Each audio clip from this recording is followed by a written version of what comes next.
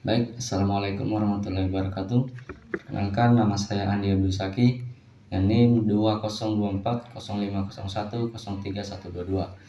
Nah, di sini tujuan saya membuat video ini yaitu video penjelasan mengenai hasil resume saya di mata kuliah Manajemen Sumber Daya Insani, yang dimana dosen pengampunya adalah Ibu Dewi Inayatul Sakinah, SEME. Nah, langsung saja di sini saya akan menjelaskan terkait beberapa materi, ada 5 materi. Di sini saya akan menjelaskan tentang pengertian dan prinsip-prinsip dari masing-masing materi. Yang pertama, materinya itu konsep dasar manajemen dalam perspektif Islam. Konsep dasar manajemen dalam perspektif Islam pada dasarnya adalah proses mengelola sumber daya secara efektif dan efisien dengan berlandaskan nilai-nilai syariah. Kemudian kita masuk pada prinsip-prinsip dasar manajemen dalam perspektif Islam. Yang pertama ada tauhid atau keimanan kepada Allah Subhanahu wa taala.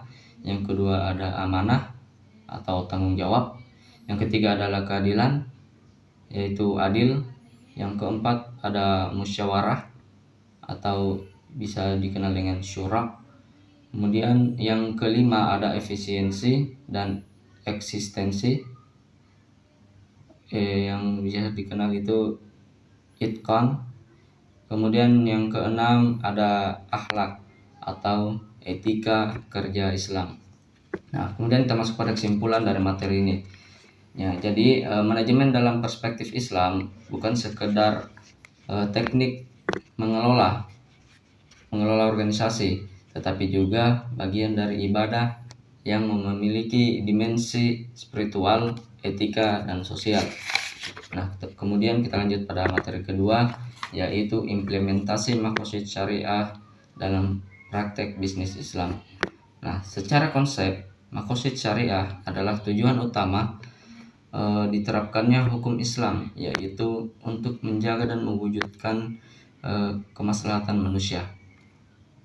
Implementasi maqasid syariah dalam praktik bisnis modern merujuk pada penerapan tujuan-tujuan utama syariat Islam dalam seluruh aktivitas bisnis, bukan hanya pada aspek halal dan haram secara formal, tetapi juga pada nilai-nilai mendasar yang ingin diwujudkan.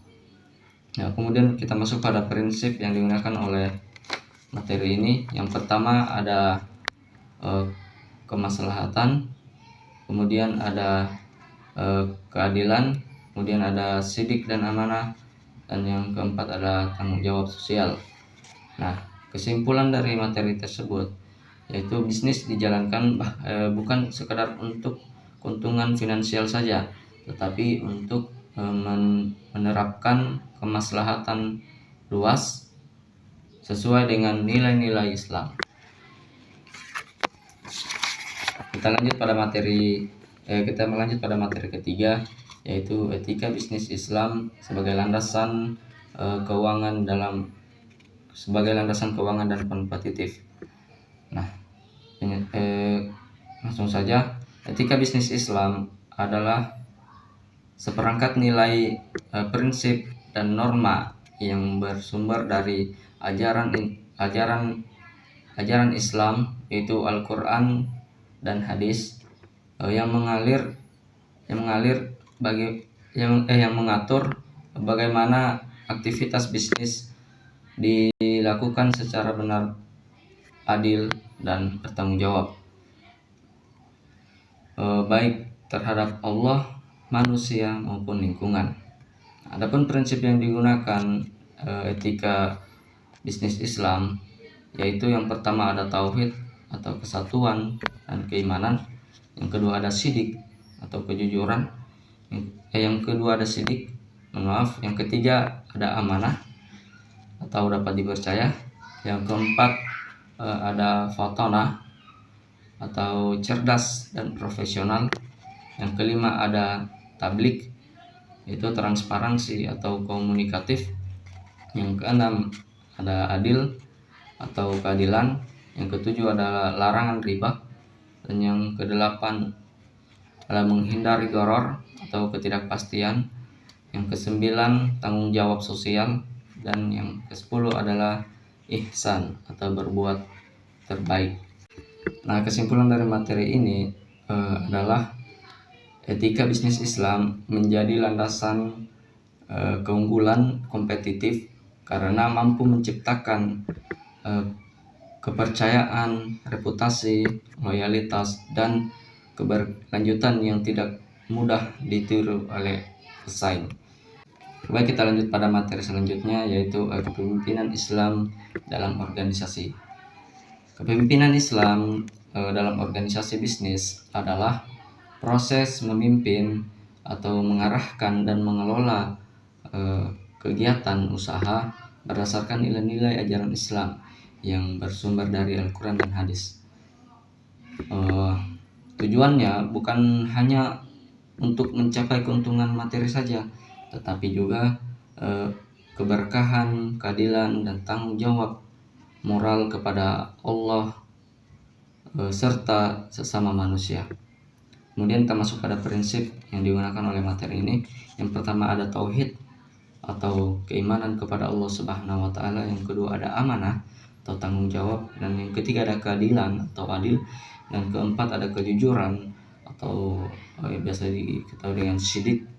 Yang kelima ada kecerdasan dan profesionalisme atau fatonah, dan yang keenam adalah komunikatif dan transparan, yaitu tablik.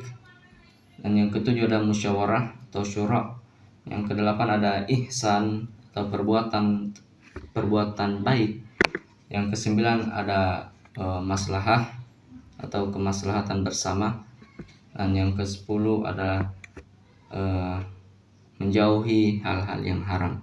Nah, kesimpulannya adalah kepemimpinan Islam dalam organisasi bisnis adalah merupakan bentuk kepemimpinan yang mengintegrasikan nilai spiritual, etika, dan profesionalisme dalam setiap aktivitas usaha dengan berlandaskan ajaran Al-Quran dan hadis. Oke, selanjutnya kita masuk pada materi manajemen sumber daya insani berbasis nilai-nilai syariah. Nah, manajemen sumber daya insani atau biasa disingkat dengan SDI berbasis nilai-nilai syariah ini merupakan pendekatan dalam mengelola manusia, baik dalam arti karyawan maupun pekerja, tenaga kerja yang berlandaskan prinsip-prinsip Islam, dengan tujuan tidak hanya mencapai kinerja organisasi, tetapi juga menjaga nilai moral, etika, dan tanggung jawab spiritual. Secara sederhananya begini, manajemen SDI yang berlandaskan nilai-nilai syariah merupakan pengelolaan sumber daya manusia yang menggabungkan antara tujuan dunia atau produktivitas, efisiensi, dan tujuan akhirat, yaitu keberkahan, keadilan, dan tanggung jawab kepada Allah Subhanahu wa taala. Nah, adapun prinsip-prinsip yang dipakai oleh manajemen SDI yang berbasis nilai syariat ini, yang pertama ada tauhid atau ketuhanan, yang dimana semua aktivitas kinerja